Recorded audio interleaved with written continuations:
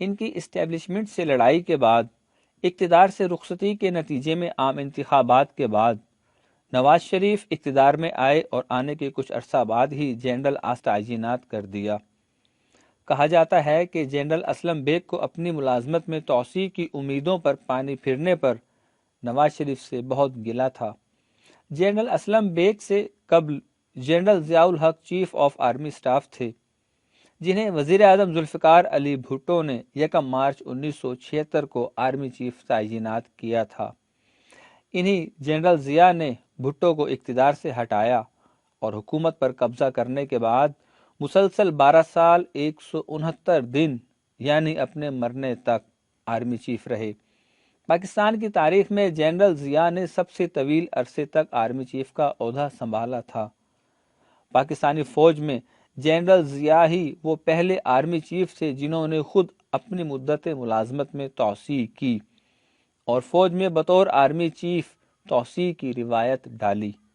General Zia سے قبل بھٹو کے army chief general tikka Khan تھے، جو 4 سال سے صرف 1 دن کم تک آرمی چیف رہے اور ریٹائرڈ ہو گئے۔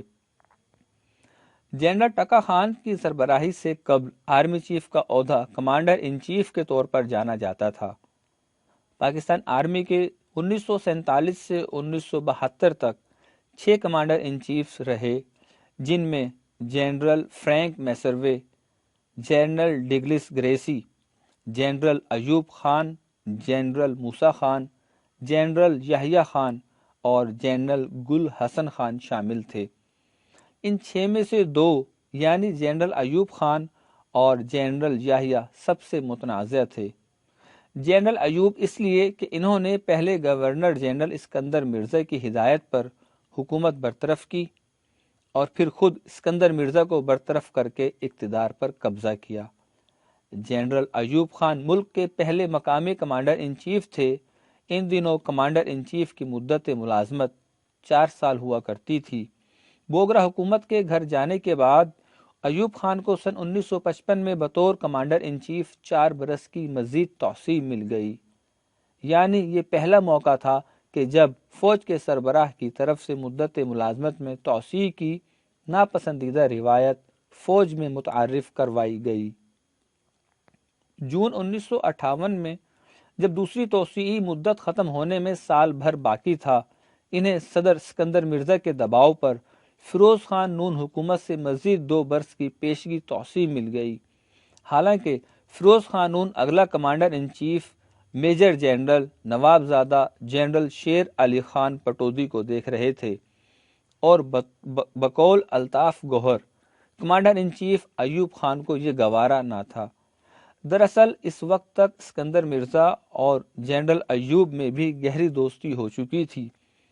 صدر اسکندر مرزا ایوب کی شکل میں اپنا خاص وفادار معاون دیکھ رہے تھے، اسی لیے سکندر مرزا نے ایوب خان کو پہلے مارشل لاء کی ہدایت دی، جس پر انہوں نے 7 اکتوبر 1958 کو عمل کیا اور اس وقت کی سیاسی حکومت کو چلتا کر دیا۔ لیکن دنوں میں ہی سکندر مرزا اور ایوب خان میں غلط فہمیاں پیدا ہو گئیں۔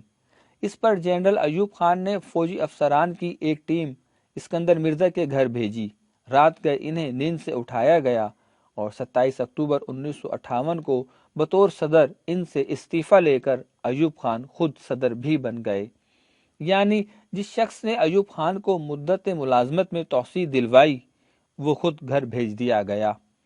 جنرل ایوب پر 1965 کی جنگ کے بعد خود کو فیلڈ مارشل قرار دینے کا الزام بھی ہے، لیکن جنرل ایوب نے فوجی ڈکٹیٹر ہونے کے باوجود کمانڈر ان چیف کا عہدہ 27 اکتوبر 1958 کو جنرل موسیٰ کے سپرد کیا۔